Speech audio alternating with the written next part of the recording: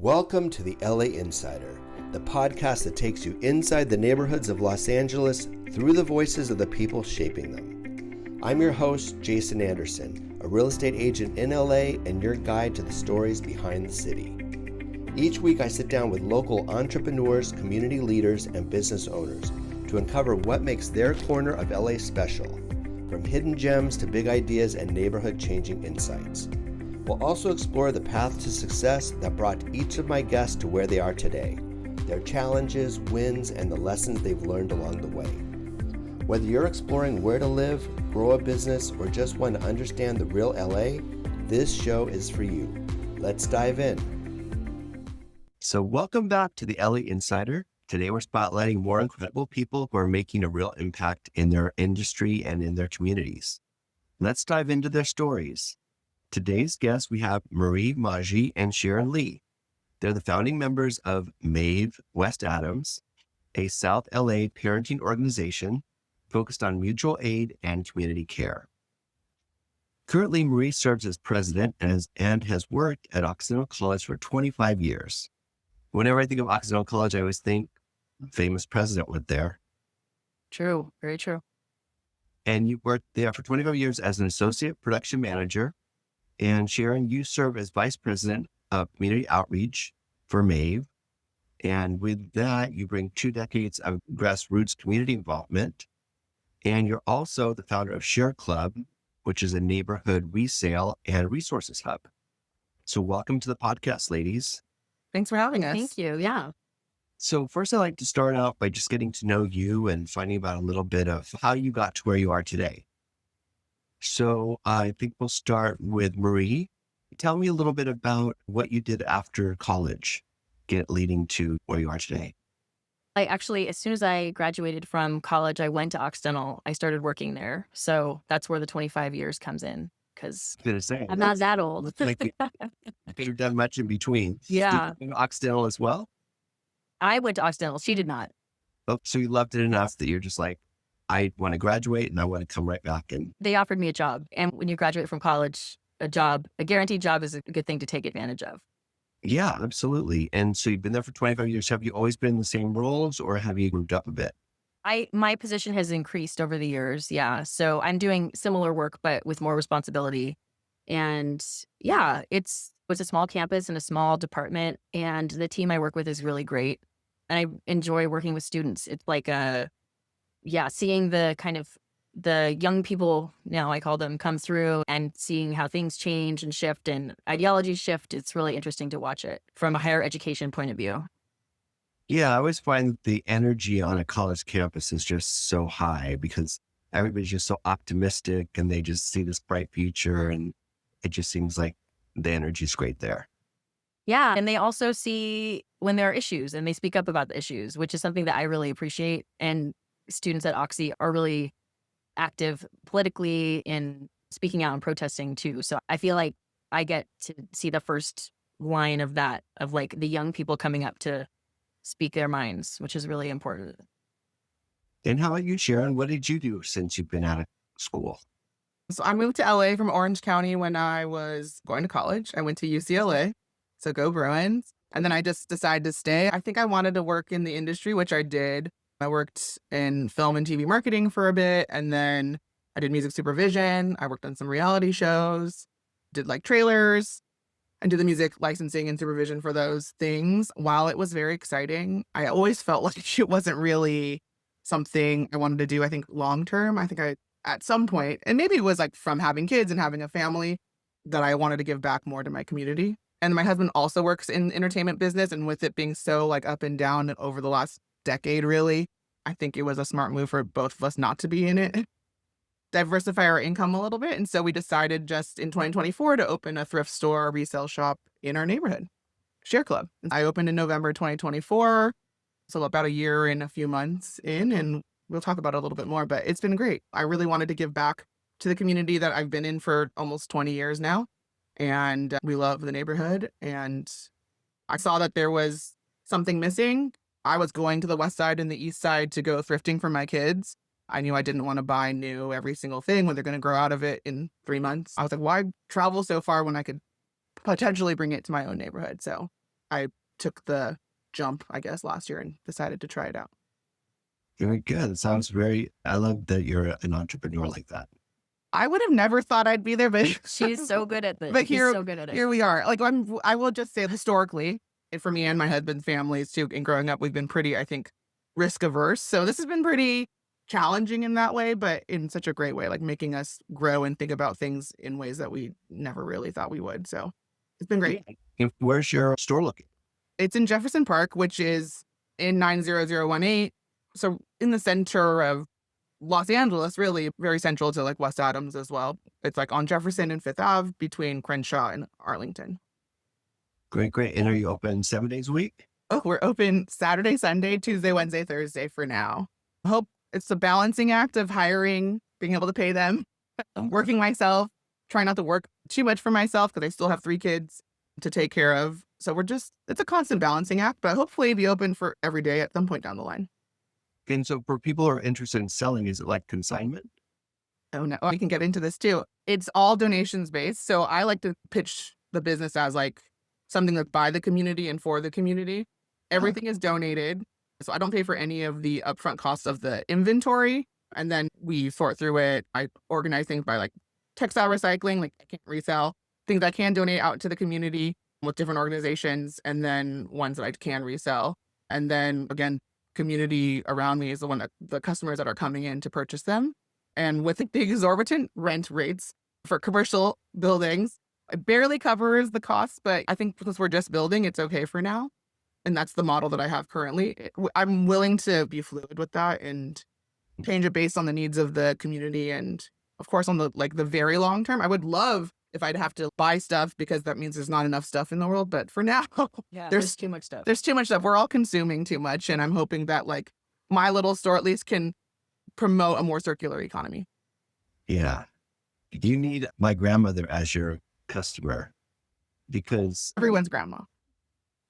And so my parents, they cleaned out her house for her when she wasn't home and they donated it all to Goodwill. And then she went to Goodwill and bought it all back. No, that's funny. Customer for you. Exactly. Goods and money coming one after the other. So let's talk about MAEVE. So how did that all come about? And can you just give me a bit of a background on it to begin with?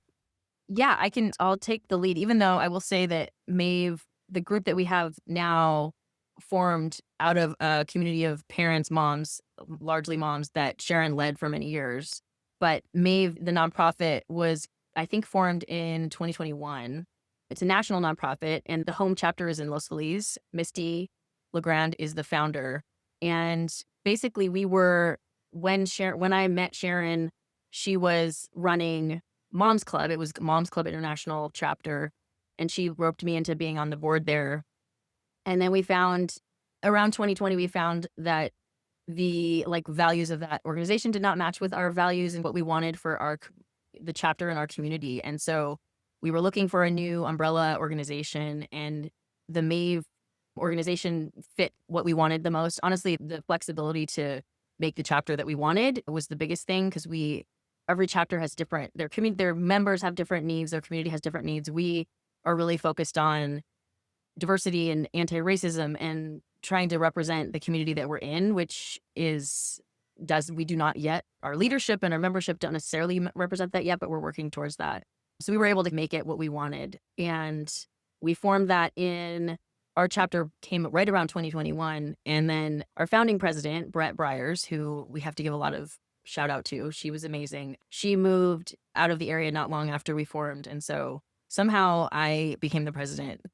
I can't remember if somebody wrote me into it or what, but we've been working at it since then, and it's really, really blossomed. And we have over 600 members that have registered, but I would say we probably have 300 active members, and it's been amazing. Yeah. Did I miss anything, Sharon? I don't think so. The big thing is that a bunch of, we can just name it, Mom's Club chapters were also divesting from that organization because we realized our values didn't align. So it was an interesting time. Everyone was operating informally, and then Los Feliz took the reins and started their own organization. And a lot of us just utilized that and built our own chapters under their umbrella, which we're very grateful for, because then we didn't have to do the logistics. We thought, yeah, we considered trying to create it, but creating a nonprofit is difficult and expensive and time consuming. So we're glad to be able to utilize the umbrella that they provided. And the name. So that's where Maeve came from. And the yeah. name. And what are like the top 3 things that the organization's accomplishing in the neighborhood? I think maybe we have similar ones, but direct support of members and the people in the neighborhood, like we're talking about the clothing circle, support for people who are experiencing loss, support for people we've helped members whose houses have burned down, like actual direct support. I feel is one big thing. Community outreach, like helping like our outer or like greater community, being present and like encouraging people to join us. What else? What's the third? What do you think the third one would be? This might be along with second, community outreach. And we do like some fundraising every year for a local charity. We do an annual fundraiser. It's like a little excuse for us to throw a bigger party, but also make some money and donate that to a local charity. Usually we pick one that's like women or parent or family focused in the neighborhood. And then we try to make that connection so that we can continually partner with them in the future. Yeah, we've had 4 of those annual fundraisers, and we raised we're a group with no budget. All of it, we're completely we're volunteers, we're member contribution, like run, like NPR, except without any other money, which now NPR maybe doesn't have any other money either. But we raised money we did LA84 our first year. We did Black Women for Wellness, Rediscover Center. It's bigger than us. So all these super like hyper local communities and organizations, and it's not a lot of money that we're raising, but it's like a few $1,000s. And it's more about hyping up those organizations, letting our members have a chance to contribute to something in the community. A lot of people want to help and they don't know how or where to send their money or where to send their hours or their labor. So that's what we're trying to help direct. And we've been lucky enough that I think the founders or someone from their leadership has come to all of our events. Yeah. So we get to have FaceTime with them to see and hear from them what the work that they're doing and how we can support them more. Because most of them too are grassroots organizations that are doing work on the ground in our neighborhood. And I think it's always good to present that to our whole membership so they all know what's going on, but also just, again, making that connection and hope that we can continually support them in the future with whatever they need. Yeah. And what about your involvement with the local public schools? Is there... You're asking on a day when the EChoice's results just came out for all of the schools in our group, like the hot topic, choosing schools, the school system, like the EChoice system, public schools, all the things is like, it's a really big source of conversation and discussion. And we offer as many resources as we can to parents. The system is insane and there's not a whole lot we can do about that, but we offer as much advice as we can from people who are further along. Sharon and I are both very much like of the mind that people should be checking out their homeschool first and foremost and not getting too wrapped up in all the things that you can be sold on. But it's also really different for every family. It's tricky. It's really tricky. I don't know. Do you want to? Maeve ourselves, I think we try not to partner with any one school specifically because we are spread across LA. And again, school choice is such a personal thing for every family. Yeah. But there are definitely some local schools, I think, that the little cohorts of our parents end up going to. And I think they already gravitate towards each other and also want to volunteer more. I do think at a couple schools for TK&K, we have members that are now their PTA presidents. Yeah. Our members tend to get really involved in their schools, so whatever it is. Yeah. So I think that's like really beautiful. But also LA, again, it's just such a tough schooling. It's such a tough conversation because we didn't grow up. It's not suburbia where all the schools are highly rated and all those things. And first of all, we tried to tell people don't even look at the rating systems. Yeah, for sure. If anything, we try to equalize the playing field a little bit and telling everyone, again, go to your neighborhood school. You chose to live there. Try to see what you can do there. Like I myself tried to volunteer in my local neighborhood school when my kids were babies just to get the feeling of what a day-to-day situation is at your neighborhood school. I try to tell people when it's time to tour, to really take the time to tour a lot of your options. And there's pros and cons to everything.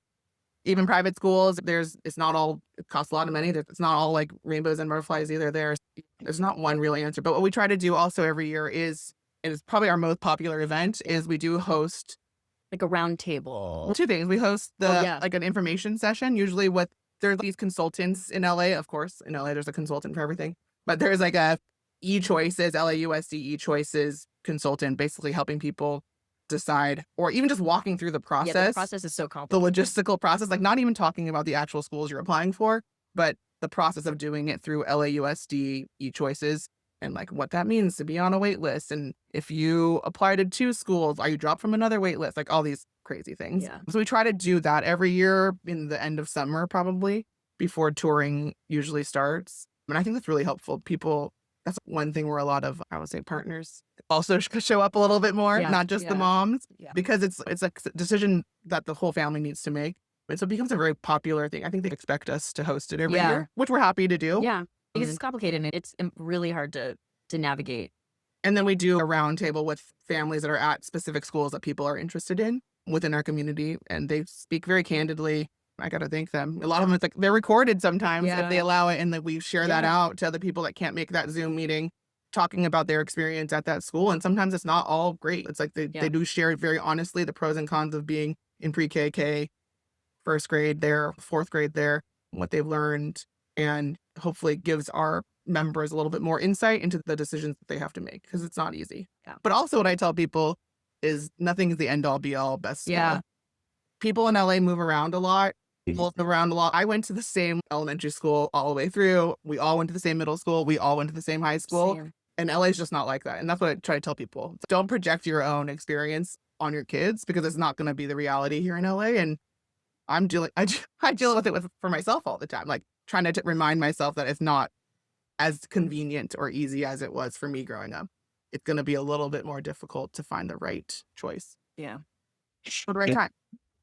And for anybody who's watching who's not familiar with the term EChoice, could you give us a little background on that? Yeah. The EChoices system is what LAUSD has set up to apply for schools that are not your home school. Does that feel accurate? Yeah. So everybody has a spot in their home school without doing anything. No one has to go through the EChoices system. But if you want a dual language program or a magnet program or which is the School of Advanced Studies, any of these other programs, or if you want to try to go to a different school, there's so many rules. But it's basically a system of applying for certain schools, and then the results come out and you get waitlisted or not. And there's other aspects to it. That's the basic thing. Okay. Yeah, I'm sure that comes up a lot. Maybe somebody isn't a fan of the school that's right near them, that they want to explore other options. And sometimes it's not as easy as like knocking on that door of that school, be like, hey, do you have space? Usually I'll just say it's probably not that easy. Yeah, it's usually not. Yeah. So let's say if you're a resident in West Adams area, you just found out you're pregnant or you just had a baby, how much planning should you be doing? Should we be starting now, 5 years, 4 years in? I tell people, this is like the opposite of Marie, probably. I tell people don't plan, because so many things change. And I can just share a little bit about my story. Is like, my daughter was born in 2014. Ruby, she's 11 now, and she was born with hearing loss. She's completely deaf in 1 year. Something we didn't prepare for. We have no genetic predisposition to it. And that kind of helped shape how we were going to parent, let alone we hadn't even thought about school yet. Things were, I would say, in a positive way, really slowed us down. It made us like focus on milestones and language and all these things. And I always say that I do think it made me a better parent, because it gave me more access to really parenting classes, which was like early intervention, because you're the person that's with that child. So usually those interventionists or those therapists come to you and they teach you the skills to teach your child. And I think that was like actually a very positive thing for me as a parent and my husband. But because of that, I think the lens I maybe would have had otherwise looking at schools, even preschools, was very different. I'm just looking for different things. I don't think, not that academics aren't important, but I think when she was 2 or 3, I wasn't definitely not thinking about that. I was thinking about the acoustics of the building, class size, teacher to student ratios. Like those were things that were more important to me than whether or not they're going to have the highest academic rigor. That's just like one example. But yeah, so I think I try to tell people don't worry too much when they're pregnant, because you really don't know what you're going to get. And that's true. Again, living in LA, I think the thing that I would tell most people is like, you have to be able to be flexible and maneuver sometimes at the drop of a hat, right? Like you have to be able to be willing to make sacrifices and changes and compromises for the betterment of your child and your family. And I always say, don't look at preschool or don't look at TK or kindergarten for what you think your kid is going to be like in college or in high school, because you don't know what they're going to be like in a year. So try not to give yourself that anxiety before you need to. Yeah, that's a lesson Sharon told me actually directly. She's ahead of me. Her kids are older.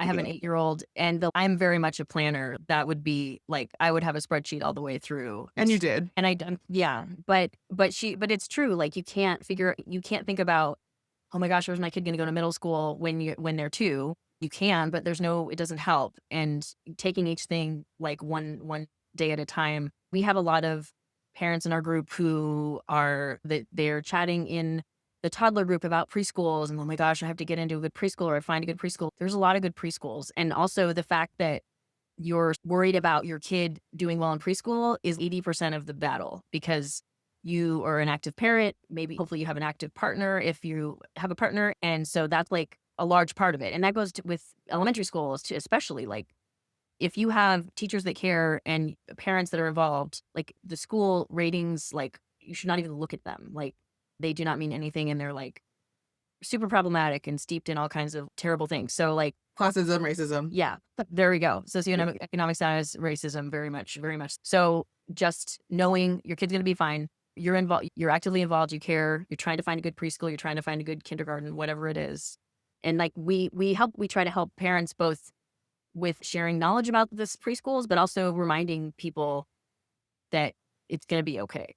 Yeah, they'll land. Stressful. Yeah, for preschool and for elementary school and beyond, everyone does land somewhere. Like you're never going to be completely abandoned. Yeah. And that's the way the system is made, right? Everyone will have a school that they will end up at, and they will be fine because you as a parent, like she just said, will care. Like you care enough to be worried about it. And that's a privilege in itself. Yeah. Now, people who want to join your organization, do they have to live within a certain boundary, or it's pretty much, how does that work? So our chapter, we have a home zip codes of 9018 and 16. Yeah. But it doesn't mean anything. And that's one of the things actually that is different about MAEVE than it was with Mom's Club, is you either sign up as a home member or an affiliate member, but it doesn't mean anything. You have full member status. You can be on the board. You can do anything. It just helps map where the membership is. So we have people who live quite far out of our boundaries. There are other MAEVE chapters in California, in Southern California. Burbank has a really active chapter. Foothills, Los Feliz is very active. Mount Washington. Claremont, Mount Washington, Glassell Park is a great chapter as well. And so if people come to us and they're closer to one of those, then we would suggest they would join one of those. But we welcome everyone. And honestly, we have a lot of in-person stuff and it's really much more, it's much better. I feel more supportive when you're doing things in person, but we do a ton of stuff online and with Zoom resource, like talks, like about all kinds of subjects, like sleep training or school choice or whatever it is. So it's pretty easy still to get a lot out of it. And it's free. It does not cost anything. All of our donations are optional, and people often will just join and see what we're about and then make a contribution later, but it's not required in any way. So we just want to support as many people as possible. Oh, that's amazing. Yeah, to have a free membership. That's awesome. You go to MAEVEWestAdams.org. Yes, MAEVEWestAdams.org. We just redid our website and it looks amazing. Oh, good. Shout out to our website team. Cool. We're all volunteers. Everybody's a volunteer. The board, the coordinators, the playgroup leaders, everybody. Yeah. And also, what do you guys do with LA Parks and Rec? Do you anything helping people take advantage of like local park initiatives? I would say our members are super involved. Yeah, I think part of it is there's really like a civic, I would call them like a civic engagement advocacy subgroup we have, which they're very active in trying to advocate for more green space. When a new structure is going up at an LA Parks and Rec site, they're like, what's happening? Yeah. Trying to figure out when is it opening. So I do think we all care enough to even have a little subgroup that's like their whole focus is like civic engagement and how to take advantage of public works, libraries also. But a lot of it's word of mouth. Again, it depends on how active our little age our age-based play groups are, because a lot of the classes at LA Parks and Rec are based on age. So someone will be like, oh, I've been taking this really cool craft thing at South Sea's house, for example, which is one of the park and rec spots in our neighborhood. And then other people want to jump on it too. And for now, I don't know how long this has been going on, but I think Play LA and some of these other things, because of the Olympics, they're subsidizing a lot of the classes. So most classes are like $10 for the seasons. Wow. Like 10 weeks. Yeah, for whatever a trimester is, probably. Yeah. That means if your kid really wants to take karate, like mine did, and then he tried karate and he hated karate, then you spent $10 and you don't have to force your kid to go to karate, and you can try something else. We have in our different chats, we have a WhatsApp community with lots of different age-based chats and other ones. People are constantly like, I just signed up my 5-year-old at like Hoover for basketball or whatever it is. And so people will jump in on that. It's just a really amazing, affordable way to get your kid into to try things. And it's just, it's not a great financial risk, which like a lot of like club sports, for example, and even the local AYSO is like it's not nothing. Yeah. But really $10 for the whole season is very affordable. And I think they made it that way. They want kids to get involved in sports and rec. And it's working, I think. Yeah. But I don't know how long those subsidies last, at least to the Olympics, hopefully. But it makes it, I think, coming out of COVID specifically, like it makes it so much easier to take advantage of what the Parks and Rec have to offer. They also offer like spring break camps, summer camps that are really affordable. Summer camp is the hidden awful thing about parenthood in LA, especially that you don't realize until your kid's in elementary school. It doesn't have like here. It's like camps can be so expensive and hard to get into. The Parks and Rec camps are hard to get into too sometimes. But, because they're also subsidized. But they are subsidized and they're really affordable. Those are a great option for families who need them. It's really... I know maybe we shouldn't say them, but we have quite a few rec centers nearby and they all pretty much do camps and classes. South Sea's house, shout out to Danker Rec. Yeah. MLK. What else? Baldwin Hills, Vineyard. Lauren Miller. These are our local, and they have parks and play structures nearby. So I always tell people just to like start going, because then you'll start meeting the directors of the center, and sometimes they can help you out or remind you when openings for certain classes or for the summer camps are rolling out soon. Sometimes I would say that's the negative. It's so equitable and so affordable that people sometimes are waiting in line. Yeah. Like 4:00 in the morning. Yeah, just get into the summer camp, because it is so much cheaper than doing a private summer camp, for example. Same with the swim lessons. That's like my big shout out is swim lessons are $10 again for the during the year. And so I think over the summer they're free. Wow. But again, some of our local Celeste King pool, which is at the Obama Rec Center, like I've heard that they had to turn people away that were starting to line up like midnight the night before. It opened up at 9 a.m. So like for public safety reasons, they're like, we're doing a lottery this year or whatever they're trying to do to try to make sure that doesn't happen, because that becomes an issue now that people are like waiting overnight. But that's how popular they are, because they're very accessible. And I think we're lucky being in Southern California that we have those opportunities. Yeah. I don't know that everywhere does. Absolutely. Wow. So MAEVE sounds like a great organization for anybody local who has kids or is thinking about having kids, that they just want to be more connected to the community, have better support, things like that. So you mentioned the best place for people to find your organizations on the website, the new website, and it's maeve.org. Is that right? MAEVEWestAdams.org. MAEVE Westadams.org. Excellent. And here on the video, we'll make sure to put that at the bottom of the screen so that everybody can see it. But I want to take a moment to thank Marie and Sharon for meeting with me today. We learned so much about MAEVE. It sounds like a really great organization that I think a lot of people in the community are going to want to take advantage of. And to those of you who are watching, thank you for joining us today and listening to their story. And if you love this conversation and want more insider looks at the people who are shaping Los Angeles, please hit subscribe, leave a review of the video. It really helps the show to grow. I'm Jason, and I'll see you next time on the LA Insider. Thank you for tuning in to the LA Insider.